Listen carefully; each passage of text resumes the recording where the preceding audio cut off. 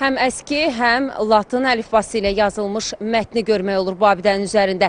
Bəli, ilk konstitusiyamız İstiqlal Bəyannaməsi abidəsinin üzərinə həkk olunub.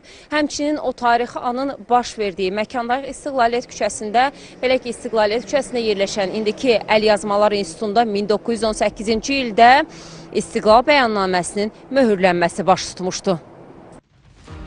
Bugündən etibarən Azərbaycan xalqi hakimiyyət həkkinə malik olduğu kimi Cənubi Zaqafqaziyadan ibarət Azərbaycan dəxi kamil əl-hüquq müstəqil bir dövlətdir. 1918-ci ildən bu cümlə ilə başlamışdı ilk müstəqillik yolumuz.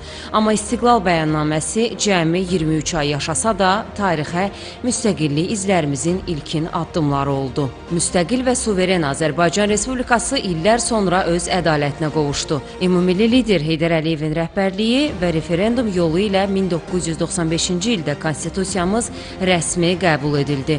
Bu il isə artıq ölkəmizdə konstitusiyanın qəbul edilməsinin 30 ili tamam olur. Ölkə başçısı İlham Əliyevin sərəncamına əsasən bu il konstitusiya və suverenlik ili kimi qəbul olunub.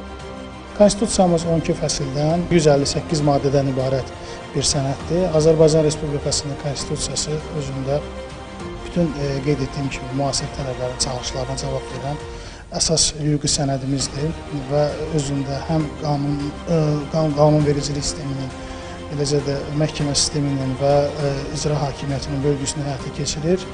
Eləcə də insanlarımızın həm azadlıqlarına, həm hüquqlarını özündə ehtiva edən əsas qanunumuzdur. Zərurət yarandığı tədbirdə ümumi xalq səs vermə yolu ilə də referendum vasitəsilə konstitusiyamıza əlavə və dəyişikliklərlə həyata keçirilməsi mümkündür.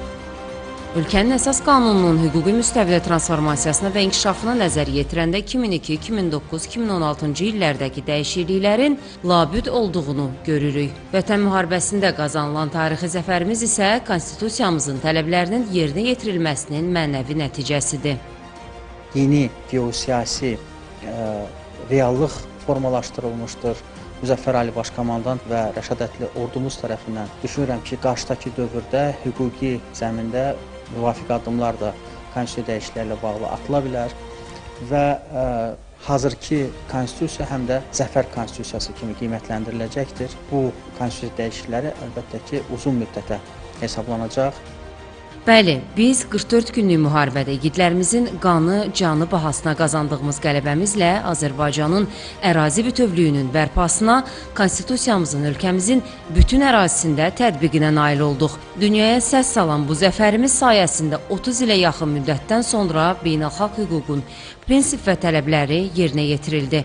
İşğaldan azad edilən ərazilərdə konstitusiyanın hüquqi qüvvəsi təmin olundu. Nigar Babayeva, Zaur Haşimov, Telesər.